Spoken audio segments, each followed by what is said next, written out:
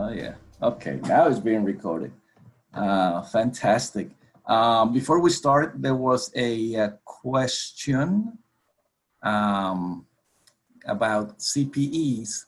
So as with everything, all CPEs and everything, you know, with ISC Square, with ISACA or whatever, just go ahead and claim them. Go there and claim your CPEs.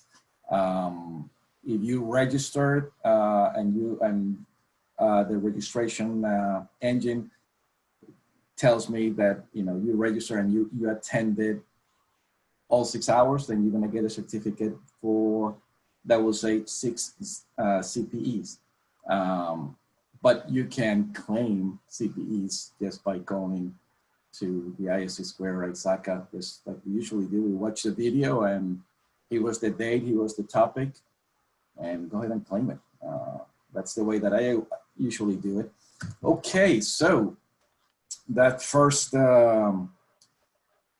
session was fantastic. I learned a lot from talking to Wolf, and I really appreciate his time and all the information that he provided us. So now we're here with Cheryl, joining us from Canada. She's a strategic threat intel analyst with a major bank in Toronto, Canada. She was previously as a cybersecurity consultant with KPMG and worked on security audits, assessment, privacy breaches, and DRP. Her experience includes project management, vendor management, and change management. Cheryl holds an ITIL certification and a degree in political science. Her areas of interest include threat intel, mainframes, ransomware, ICS, SCADA, and building bridges to create collaborative networks. She actively shares her passion for security online as a speaker and a volunteer at conferences, and by encouraging women and diversity in InfoSec as a founder and member of the Diana Initiative. Her session today is about IoT. It only takes one, attacking enterprise systems via IoT. So, Cheryl, welcome. Thank you so much for being part of the first virtual tactical edge. Good morning, everybody. Thank you so much, Ed. This, I have to say, Wolf did a terrific lead in for for me and for everybody. And I'll apologize in advance. I have a squeaky chair, so I'm going to sit on my hands if I have to, so I don't turn around and around, because that's my fault. Yeah, that's IoT right there for the win. Yeah, seriously. So let's start with this thing, because IoT security, it's a big, big topic everywhere. We notice in your background, you have your target map where I guess IoT devices, the most dangerous ones are located. Oh, definitely. Yeah. Yes, I'm color coding them by risk category. Oh my goodness. By Alexa, by Siri. That is funny. But the crock pots, watch out for the nation state crock pots. It's funny. So tell us about IoT and security. What are we talking about? Why is it important? I know it's just hearing the two words in the same sentence.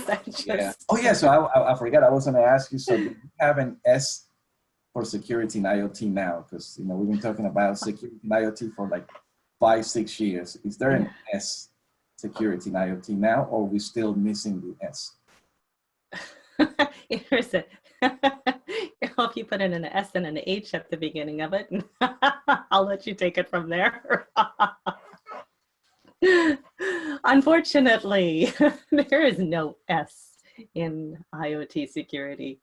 Everything that I keep seeing and reading continues to, it just hits home the point. We don't know what we're doing. You can insert Picard facepalm here, but really, we talk a great talk about it, and there are terrific people working on this. There's a lot of awareness being generated. But the bottom line is we are in this constant race to a finish line. Products, convenience, consumerism. It is just profit in a pocket for somebody. And it's so much easier to say, well, we'll deal with this afterwards, than it is to stop and actually have to plan it out at the beginning and then build it in. That slows everything down. Yeah. And we are just in this mindset of we need to be faster, we need to be innovative, we need to be disruptive, we need to be agile, all of these great buzzwords. Mm-hmm. I'm great with agile, I'm great with innovation, but I'm really, really, really great about planning and security. Why? Failure to plan is essentially plan to fail. And that is security as we've come to know it. In a nutshell, we talk about this all the time. We talk about it from a DevSecOps perspective, and there are brilliant, wonderful people who are, preaching the security there and how we need to bring that together. But the same with IoT, and it isn't just the fact that it's some consumer devices we may think of.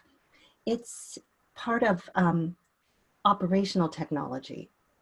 It's everywhere that we are needing to put small devices that were never, essentially never designed to be connected, to do simple functions. And now we are exposing them to the internet and making them take on responsibilities that they are not designed to do. But we're also not managing that responsibility ourselves, and we're not building in ways to be able to update the firmware. Updating firmware on these devices is, if it's possible, even in some cases, it just isn't. And so they're throwaway. But if you talk to your neighbor across from you, they've got a 5-year-old thing, right? And then they put it out for sale on their lawn, and your friend down the street buys that 5-year-old thing for 5 cents, and they're still using it. Why? Everybody has parents, and parents love to use things for a long, long time. And the insecurity is rampant. Yeah.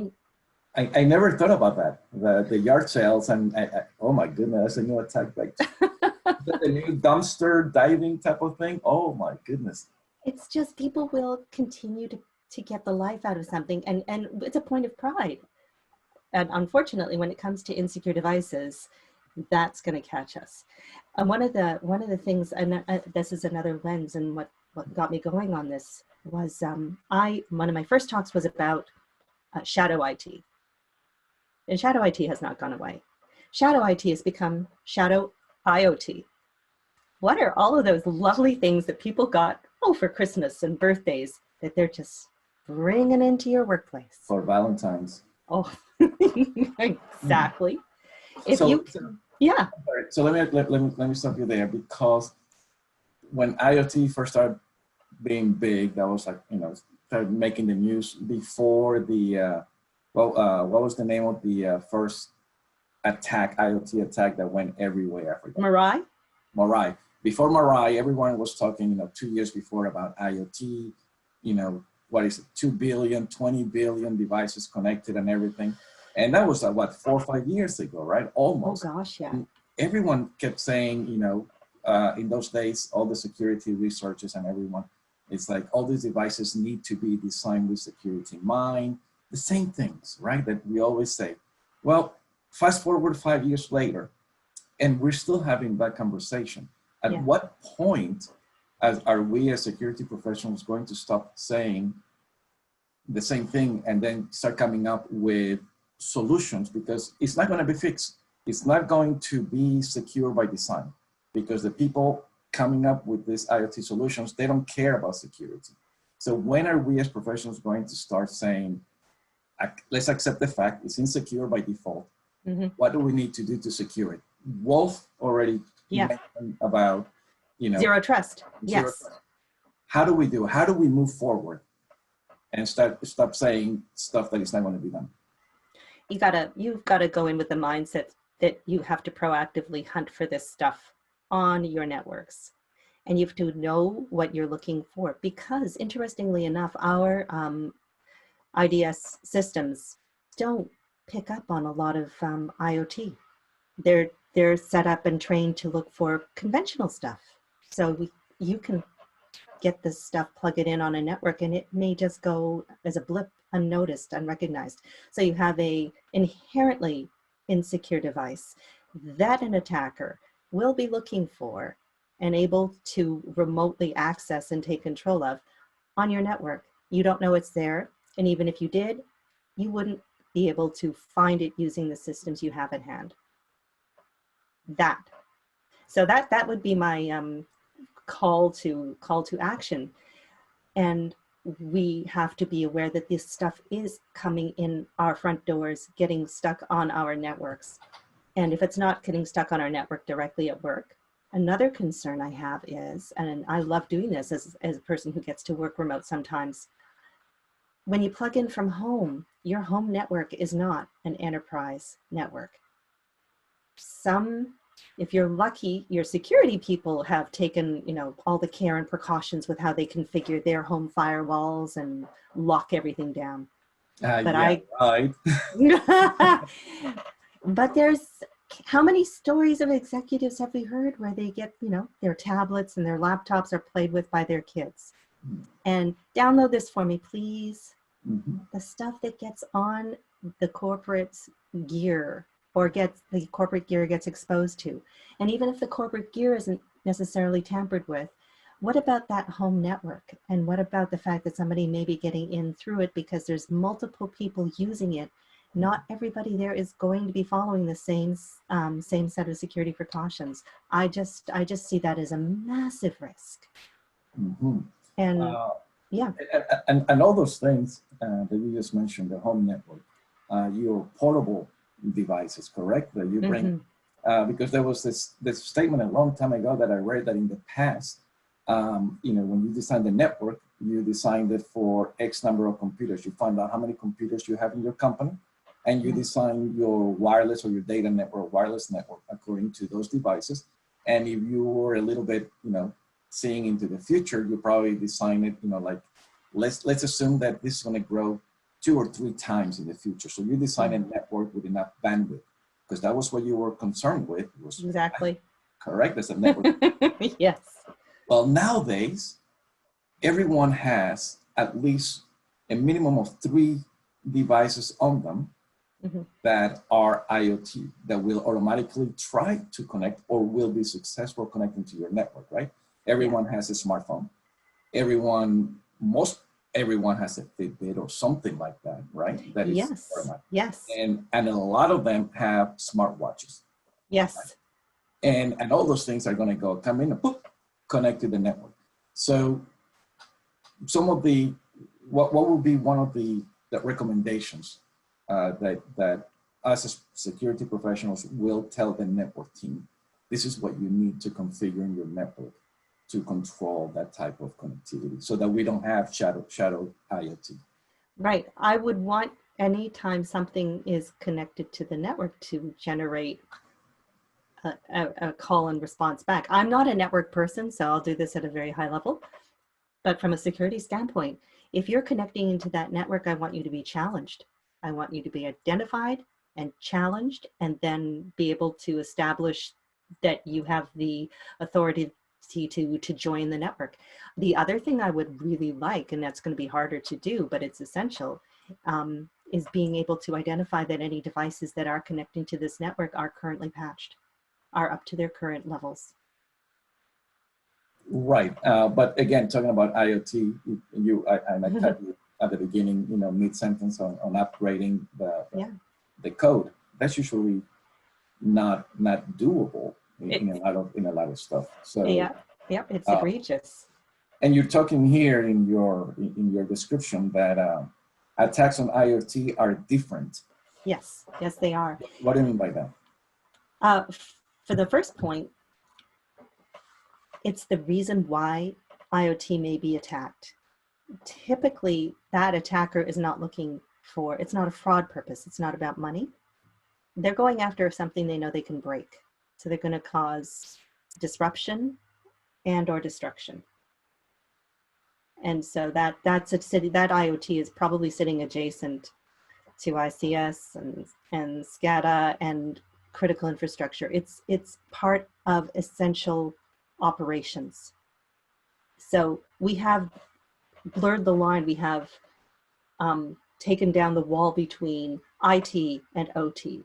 And as much as we initially had segregated and segmented those networks, and never the twain was supposed to meet, forget it. That's gone. And what we've done in doing so is let a genie out of the bottle that we can't put back in. Mm. It's like Romeo and Juliet, the Capulets and the Montagues, right? It's never supposed to happen. And what happens? Everyone dies. Everybody dies. Oh no! Valentine, happy Valentine. It's an IoT, IT-OT love story. It's the oh my gosh!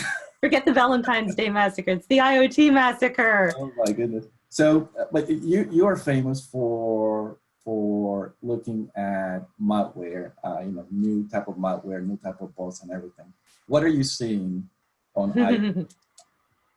Okay, so it's been interesting because we have seen some malware specifically designed to come after IoT. There's a great, I love looking back at the past for context, and we'll go there in a moment. But what we're seeing are specific attacks towards IoT systems.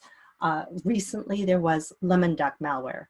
Now, this is an interesting name. It's weird. It first made an appearance in October, and then it's reemerged since then. In October, I think it was more of a test.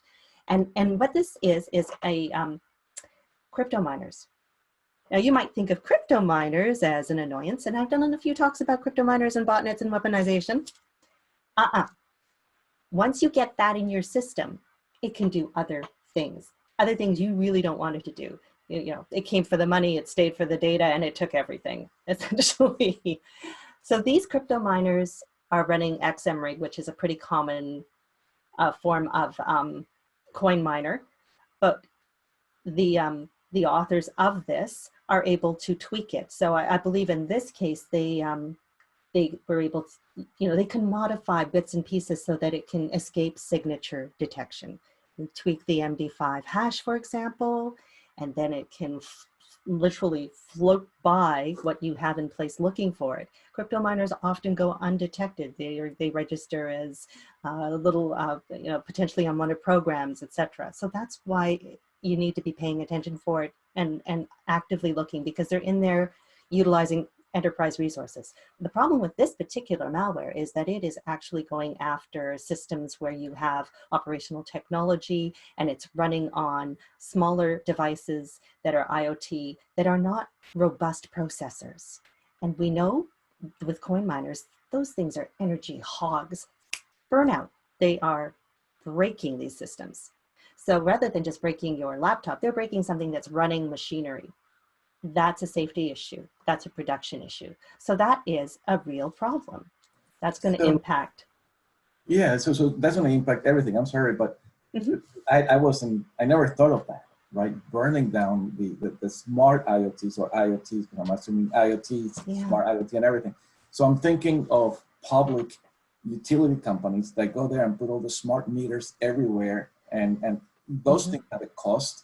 And then we are all assuming that cost, right? Because so now if we're seeing this type of crypto mining, burning all that equipment in critical infrastructure locations, those are there for sensing and sending up vital critical information. If they keep burning out, that's going to be causing a lot of physical security to all of us.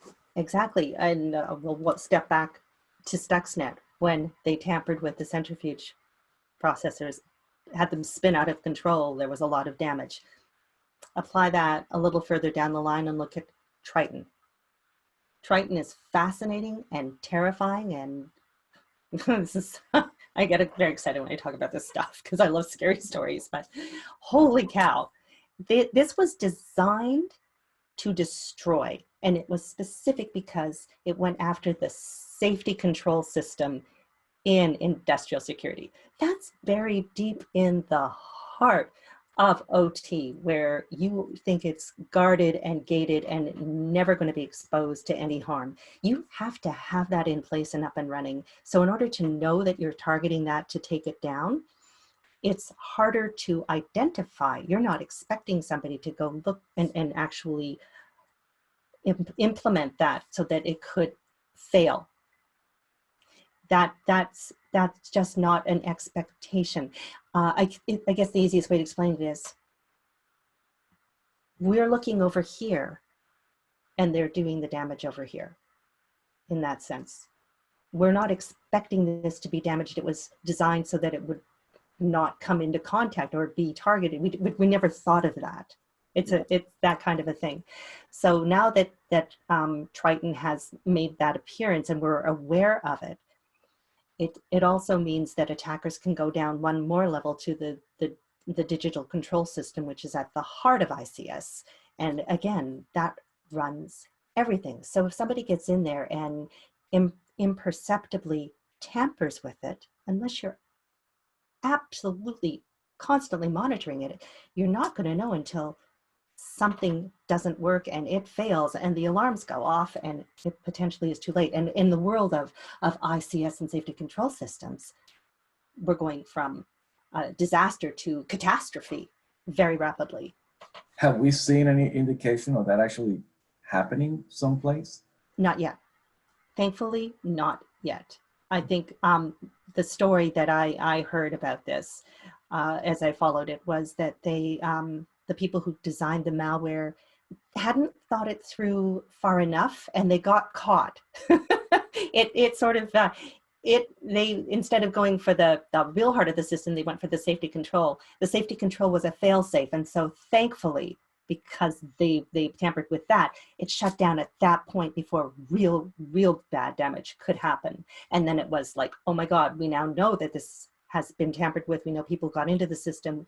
They don't know exactly who or how, but we are all now aware of it and can go on from there. But then there's, there was this series, everybody watched malware just take off on fire last year. Targeted ransomware attacks against major manufacturers. One word, Norsk. They $50–60 million to be able to get themselves back up and running. Pen and paper, they were shut down for weeks. Imagine that. We've seen it, we've seen ransomware through WannaCry in hospitals. We know how devastating this is, but bringing it up to a level where you're now impeding the control of your water purification systems, you're preventing air traffic control, and you literally may have planes falling down from the sky because they've been circling for hours and they've run out of jet fuel. And I don't want to make, like, you know, worst case scenario system here, but honestly, where could you go with this? And if you're a nation state attacker, what's your end game? The sky really is the limit. So the famous black swan scenarios that we may think about, there actually could be happening. Like you said, you know, unfortunately, let's say that catastrophe of the plane running out of fuel mid-air because they were reading the wrong signals. So all those things, this is a absolutely chaotic type of end of time. So what can we do? What can we do to protect all of these companies, all of these industries? It starts with awareness and being able to stay. If you are aware of, and it's awareness of vulnerabilities, awareness of your attack surface. What is your attack surface? Have you mapped that out? Are you familiar with do you have a very good asset inventory? A bad asset inventory is at the root of all evil. So, but you need to know what you've got so that you can keep track of what can be attacked. So we're going back to the basics, the SysTap 20 controls. Yeah. Item number 1, hardware. Item number 2, software. Please, thank you. Yes, yes. You got to know what you've got, and you can't protect if you don't know what you have or where it is. And that's the advantage that the attackers are leveraging. They're hunting us on Shodan. They're pouncing on those critical vulnerabilities in 0 days. I don't have to tell you, like Oracle, when they announce some, you know, their big patches and they've got critical, that's got proof of concept written up within less than 24 hours and shared on GitHub. And you can't move that fast, but the attackers do. It's easy for them. We've got Mirai source code swimming out there. Help yourself. And you're able to take it, leverage that, build variants. That's something that's a big concern for IoT because of how it's affecting it and attacking it. But it's not just at that level, it's making sure that anything that connects into your network, you are able to authenticate and authorize so that you know what's going in. That really is where we have to head. We have to assume that trust nothing. We go back to the zero trust. You can't trust it. I'm so sorry, but no, you can't trust it. And the road to hell is paved with good intentions, and so the people too. But then how, seeing that these devices are small in nature, right? Very few resources.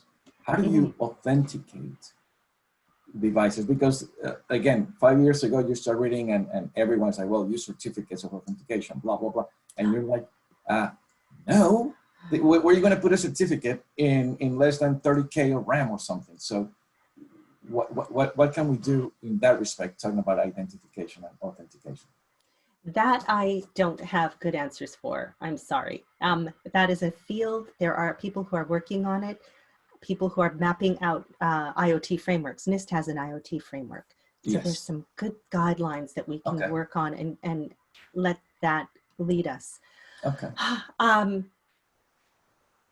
I have concerns too around digital certification, because as we've seen and we know, those digital certificates can be forged, especially by nation state attackers. I'm tracking APTs. That's one of their methods, is forging those digital certificates. So you can't use that as your guarantee. And if you're talking operational technology and ICS, then you're looking, your adversary is not cybercrime fraud. Your adversary is nation state attackers, well equipped. And in my overview of that, we've got advanced, the Chinese APTs, holy crap. They're very good at this, but we've also Iran. Okay. Yeah. So, I mean, so tell us more about that research, because that's really, really interesting. How long have you seen this happening? How is it evolving? Is it expanding from the original, type of, we're going to attack this industry? Have you seen it expanding into other industries? Well, it was really interesting to see the pivot with ransomware go right after into heavily targeting manufacturing facilities. And that group of actors, that's cybercrime. But believe me, nation state is sitting right there taking notes, and quite possibly there are ties between the two. What concerns me, for example, when Locker Goga was utilized, that was so destructive. This was more than about making somebody pay through the nose. This was a show of force to me. And what was that ransomware? Yeah, like the Locker Goga ransomware Okay. that was used against Norsk. And there was the ability to cause disruption. For example, at tax season last year, a huge tax software manufacturer that's used in enterprises globally suffered a ransomware attack at a critical time. And you don't see it at the moment. Norsk was a rare case where they were very transparent, but because I guess of legalities, you're not allowed to be saying, crap, we just got hit by ransomware, I'm so sorry. So our website is, sorry, we're suffering technical difficulties, while they scramble to figure out what the heck they do. You need to have, absolutely, any organization now has to assume ransomware. You need to be prepared, and you need to have not just an incident response plan, but an incident response plan that directly deals with what happens when you get hit by ransomware. There is a series of steps you need to follow from start to finish, from the moment of identification to how you're communicating, who you're liaising with, how you're informing internal people, how you're contacting and appraising the public and handling the press. There's all of this detail, and that may not be covered by your standard pull it out once a year, dust it off incident response program. We can't do that anymore. We Yeah. have got to change that because it's a given. Yeah. You asked what I've seen in terms of other attacks. One of the attacks what I'm seeing is our blinders are on, and I never thought that would be affected. I never thought that would get hit. I didn't think that was vulnerable. I talked about Polycom systems. Oh my goodness, right? Everybody uses Polycom systems for meetings.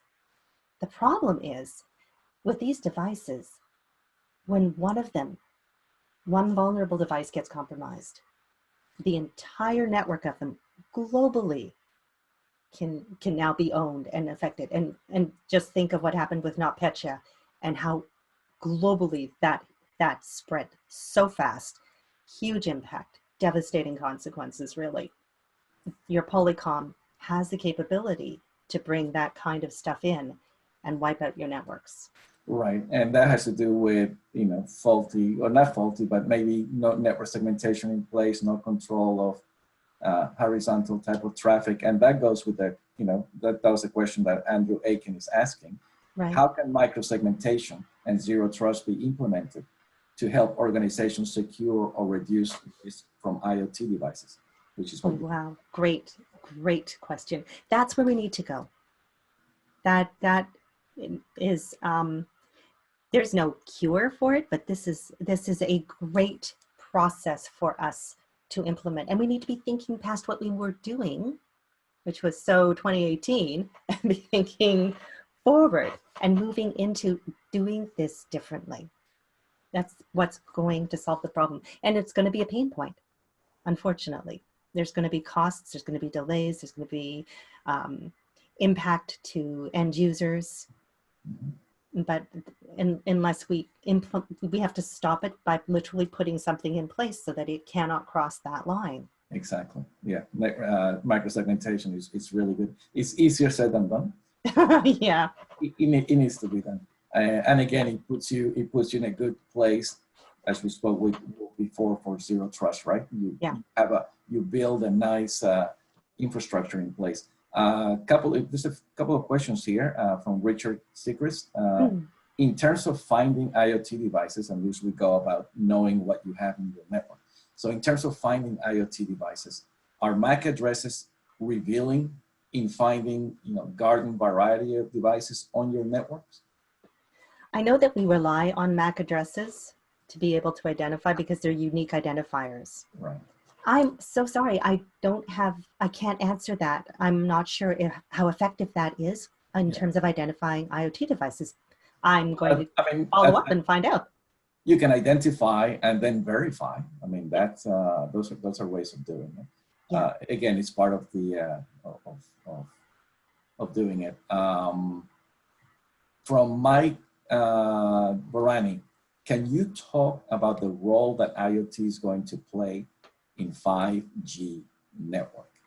What are some glaring risks that IoT will expose 5G? Because 5G, it's geared towards IoT, and the explosion with IoT using 5G is going to be even more incredible than we have now. So yeah.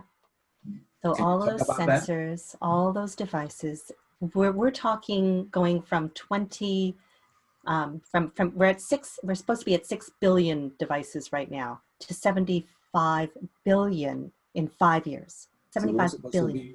We're supposed to be 20 billion by 2020. Yeah. Wow. So looking 20 billion and 75 billion in 5 years from now. And we're not fully managing that 20 billion at all. And 5G is new technology. Concerns we have with that, I'm going to say Huawei. Oh my goodness. Every time you read about Huawei, it's just more bad news. They are notorious. I'm sorry, I'm just poking the finger. And I live in Canada, and we arrested their person, and they are real mad at us. Let me say something here. Okay. Disclaimer. Okay. All the statements said here are do not represent our employers. Thank you. Thank you. Right. I will repeat that. I'm speaking here not as a representative of my employer whatsoever. But we have watched what happened in terms of concerns with regard to Chinese equipment coming out of China. There are documented reports of concerns with regard to Lenovo products and backdoors built in. And the same concerns exist with regard to the Huawei products. And they are the industry leaders in terms of 5G and have been making great relationships with various countries, especially in Europe, and building out those telecom systems. So you have, but they also are known for not fixing their security vulnerabilities. They got called to task. There was papers written up in Britain about exactly this point. So you have proven insecure products going on to what will essentially become critical infrastructure. That, yeah. And so it's not just insecure, but it's also questionable in terms of its likelihood that it will be used as a backdoor. What sites do you recommend as part of the awareness for all of us to go in and keep up to date on the new malware, the new bots, the new APTs coming out specific to any IoT device? Any resources that you use that you can share with us? I do love Twitter. I follow numerous open source reporting systems and services. Sans ICS webcast is great. I follow, I listen to several podcasts. So there's excellent reporting on those as well. I get really good historical context, for example, from Darknet Diaries, and yeah, that's a good source, because you're always like, oh wow, let me go ahead and find more stuff. So basically, there's a lot of sources. I follow. You can follow a lot of, like, CyberWire, for example. FireEye, Cisco Talos, great stuff from them. I look and follow and read a great deal, and I am very appreciative of it. There are key sources that I will get pings on my phone from as soon as they update, because that means, Houston, we have a problem. We should be paying close attention to this. Yeah, if they speak, I listen. So basically, as you said here in your description of your talk, you ended up with ignorance is no longer an excuse. No. It's an invitation to exploitation, because the nation states and all the attackers, they're reading the same material that we're reading. Absolutely, they are. Yep. They're following our Twitter feeds, our conversations. They know when we update and do reports on malware, etc. That's what they're able to act on faster, because they have the luxury of time and financing. That's what their job is, to do the bad stuff. So this is a good question from Richard Seacrest again, and thank you, Richard, for your participation. Fantastic. Again, security awareness, right? We're all in the trenches. We all know, wow, we need to do this. But at the end of the day, it takes money, and it takes resources, and it takes commitment from the C-suite. So his question is, do you have any recommendations or stories about cautioning the C-suite effectively about the dangers of IoT? Just because all of the other kids are doing it, it doesn't mean I want all of these things under my roof. So how do you recommend that we approach the C-suite to let them know, hey, that smart TV that you just put in every single boardroom and stuff like that, this is what could be happening. That's what you need to do, is actually bring them concrete examples of how that device was compromised and what the end result could be. Like, show them, like, if you have to draw it on a very simplistic map, from this end, now that they're in, they have a trajectory and they're going to be able to go to what are your digital crown jewels? What is this going to cost you in terms of downtime? How is this going to impact your reputation? Yeah, exactly. So, but you know, now we're moving to a different realm that's outside of, it's actually part of the IoT conversation, but it's, you know, do we continue doing fear mongering, which is what you're sounding like? Yeah, Or, that's exactly what that is fear mongering, unfortunately. But if you can take it and show to them in a dollars and cents approach, the C-suite understands reputation. They don't want to have to go through well, you just say the word audit and you see what happens to people, but nobody wants to have to do regulatory admissions and go through the pain of that. So being able to establish that this will avoid a breach and therefore we will be able to avoid these costs, and we will be able to save money and be more efficient. okay. In your place of work, do you have a lot of analysts such as you that are focused on identifying, you know, not only the new threats, but the current threats that could be focusing on your industry, in this case, the financial industry?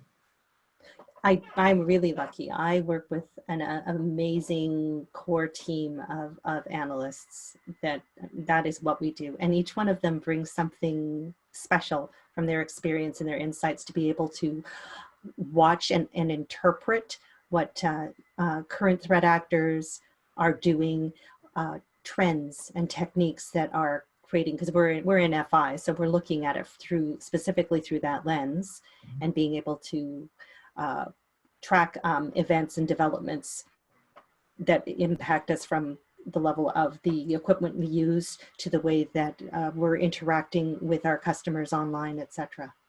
How do you collect this information other than through Twitter and stuff like that? Do you have special intelligence threats coming in, you know, threats that you read and stuff like that? Or like it's a classic threat intelligence setup. So you have information feeds.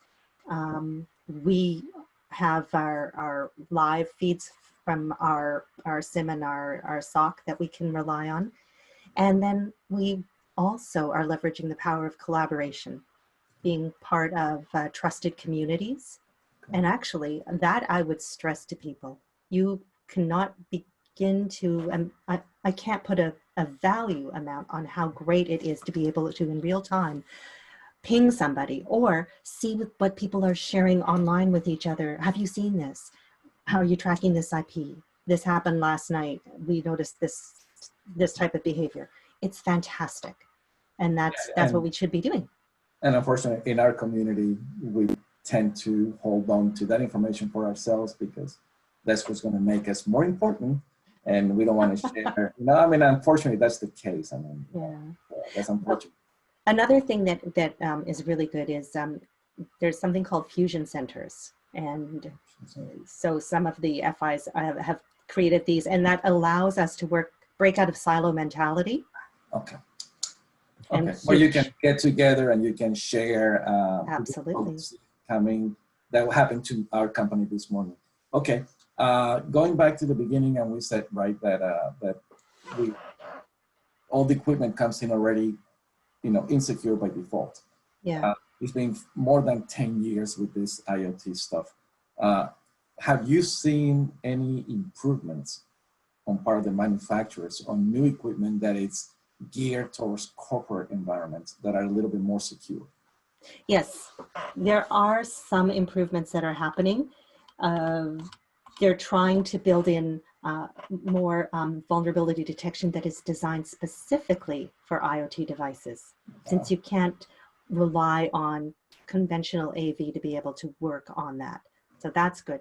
Building it in at the point so that when they sell it to you, it is something that you can monitor and keep okay. track of better. Yes, this is more heartening. Again, creating better ways that we can take off the default security settings and customize those. Yeah, because that was a list that came out a few months ago that listed what the default Yes. user and password combinations for like a gazillion devices, Yeah. IoT devices. Okay, so That's what powered Mirai, because yeah, that's exactly. still, those kinds of things are still out there. Yes. Okay, all right, good. So we're seeing some. There's some improvements. Do you think that that's been because of pressure from the industry, from regulations? I mean, I know California passed a new privacy whatever law a couple of weeks ago. I haven't read it yet, but I don't. My understanding is that it does apply to, in some measure, to IoT devices. I mean, do we see that Yes. happening more in the future? We're going to see more of that. The legislation, like the California type of legislation, that's a driver, and it tells other states, other nations, okay, you can follow suit. You can actually put the pressure on people, on manufacturers, on organizations to change this and make it better. So that kind of a driver will continue to influence. It's only because people have been speaking out about this, generating awareness, and banging the gong long and hard. And we know who some of those people are, and they go and they take it to Washington, but they also take it to the talks, and they're at DEF CON, etc. Yeah. We need to keep doing that, because I believe that it is having an effect. It's reaching the people who are making the decisions, who are now putting it into effect, the Right. regulations. And as long as it starts, it has to start. So if it starts at a corporate level, it will then see the trickle down to the home level. So, Yeah. so that's at least we see some basic good news. Yeah. This is a technical question from Nadav Amir. Stuxnet used a collision attack against the MD5 hash function to spoof the Microsoft certificate. Mm-hmm. So can we trust a digital signature with a better hash function like SHA-512? I mean, and we discussed this briefly at the beginning, and you said that You part can, of your yeah, exactly that that. nation states are spoofing this. So yes, so they can tweak the hashes, they can manipulate the digital certificates. So there isn't a guaranteed way to secure your digital certificate that I know of better. And there's still, we know that I'm awful at cryptography. I will say that. me too. But I've seen enough chatter and concern expressed about the limitations of current cryptography. But it's good to implement that solution anyway, because it's part of your defense strategy. Absolutely. I mean, don't do it because it's not usable. Yes, it will give you some protection, but yes, implement additional. Layered. That's why we have layered security, and go for good, not perfect. We're happy with good. Please do risk. it. It's all about reducing the risk. The more that we know about something, the better we are. Because yes. we identify and we say, we do trust, right? Zero trust, we do trust this device, let them connect. But now we know where that device is, we can monitor and then pay based on the behavior and analytics. Then we can say, whoa, what the heck is this device doing? It wasn't doing that before. Or why is it doing this when it's not allowed to do that? And then bang, now we know. Ding, ding, ding, ding. And that's the other thing that we need to be using more. Behavioral analytics. Okay. This is crucial, because this is how we're going to find the stuff that we're missing, that we can't rely on our conventional systems to be able to do in the first place. And you know that a human is at the heart of the problem. So if you are able to identify anomalies through heuristics and behavioral analytics in your tracking of events, you're going to catch the stuff that you need to, that could very well be tied to IoT. Okay. Richard Secrets comes back. He keeps coming up with really good questions. Thank you, Richard. Do you see an organization like Underwriters Laboratories coming forth to certify IoT devices as following responsible guidelines like firmware upgradability, or are there bodies that are already doing that? I'm not aware of many. Honestly, I think this is still in development. I don't know of underwriting bodies for this, and that is we need something like that to be able to move into the secure. I think that's in development, and I haven't seen who the underwriting bodies are. Okay. If Wolf or John or Tim that are connected, if you guys know, please jump in anytime. It'll be interesting, but I don't think there's anything like that. Going back to one of your description before we finish, because we're running out of time, and I told you this was going to go really fast. An hour is not long enough.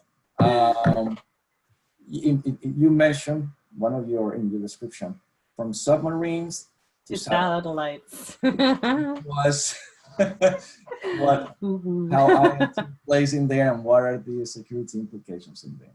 Exactly. So we have I'll start at the bottom. We have ships, we have submarines, and there's a lot of specialized operational technology, legacy equipment, older gear, and IoT being brought in, added on, bolted on without the regulation. You have automated or robotic subs designed. Just think about what could go wrong with that device. Just leaving it there.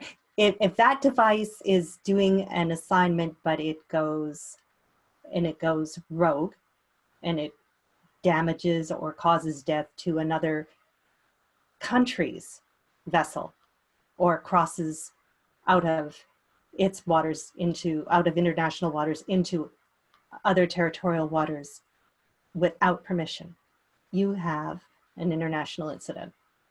But let me ask you a question. How realistic is that? Because again, let's take a submarine. It's underwater, right? Thousands of meters or feet underwater. Obviously, there's no cable. Everything is satellite communications, wireless. So, and usually those communications are extremely secure. So in order to hijack, are you saying that these devices, if the communication starts from within the submarine up there, there's your channel already created? Is that a possibility? Or do the hackers have to hack this very encrypted secret communications, wireless communications, to be able to get control of those IoT devices? Well, part of the problem is that satellites are hackable, and there's concern that there's proof of low-tech attacks on satellites that even involve tinfoil, being able to block payment systems, and they just cover it up. They cover one of the ground feeds with foil, and that interferes with, Brazilian and other satellite hackers and pirates have co-opted U.S. Navy satellites. Wow. Yeah, so there are very much a possibility. The protocols for the encryption, there are a lot right now. You can set up your own satellite. You can go online and you can get the technology and you can get yourself set up with a satellite. It's very, very, very accessible. The encryption on a lot of this commercialized stuff is almost non-existent. And the biggest concern is that area orbiting the Earth where all the satellites are and the amount of space junk in it. Yeah. Because that will cause damage, and there's a point in time where there'll be too much space junk and we won't be able to get out. Oh. Yeah. No space travel to another frontier. Okay. No, unfortunately. So that's what people are actually very concerned about, is just how much stuff is currently up there, and particularly the debris.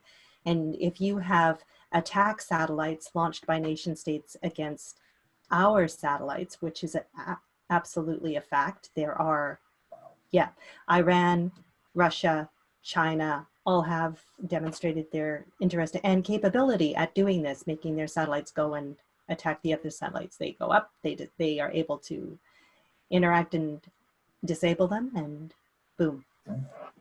And the last question, because we're running out of time. Okay. Fascinating. And if you can answer, it's up to you.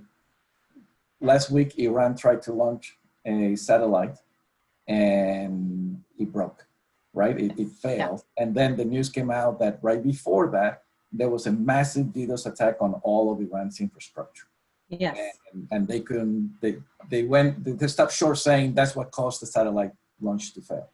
What do you think on that? Was that a base IoT type of attack? Because usually when you talk DDoS nowadays, it's all because it's a gazillion IoT devices attacking. It is. A DDoS is a botnet made up of a whole bunch of zombified IoT devices.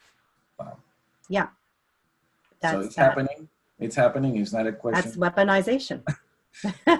That's your all weaponization right. At work. Well, that was, I expected like 3 minutes on that answer. All right. So not 3 seconds. All right. Last question. And I think you mentioned this before, but I might have forgot already. What is the next Mirai coming? Is there a name has been identified? What's the next Mirai type attack coming out? Well, I don't know if it's Mirai, but I'm going to tell you about something called Urgent 11. Urgent what? Urgent 11.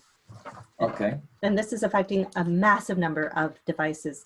It's through the VxWorks operating system, and it impacts the TCP IP stack and IP net specifically.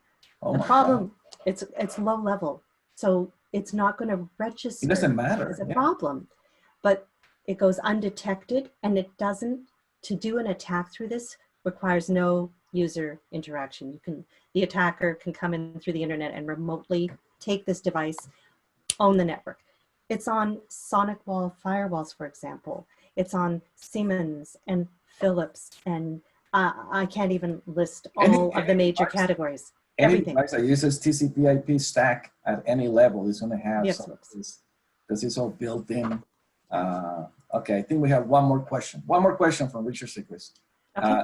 Not IoT. Would you please repeat the answer to Jennifer Bauer's question about any? Oh, that's for me. I'll do it in a second. Okay. Sorry, Richard. Anyway, so I guess we ran out of time. Cheryl. Wow. Thank you so much. We put everything in there. We even talk about submarines and satellites. We feel like a James Bond type of movie here. So, yes. Really appreciative of your time, your knowledge, and let's start doing research now. Urgent 11. That sounds wow. That sounds like very interesting. Okay. Let's take another 5-minute break, and then we'll come back with our next presenter. So thank you so much for everything. Everyone staying over here. Thank you spending your Valentine's weekend with us. And again, Cheryl, thank you so much. Thank you. It was great. Bye.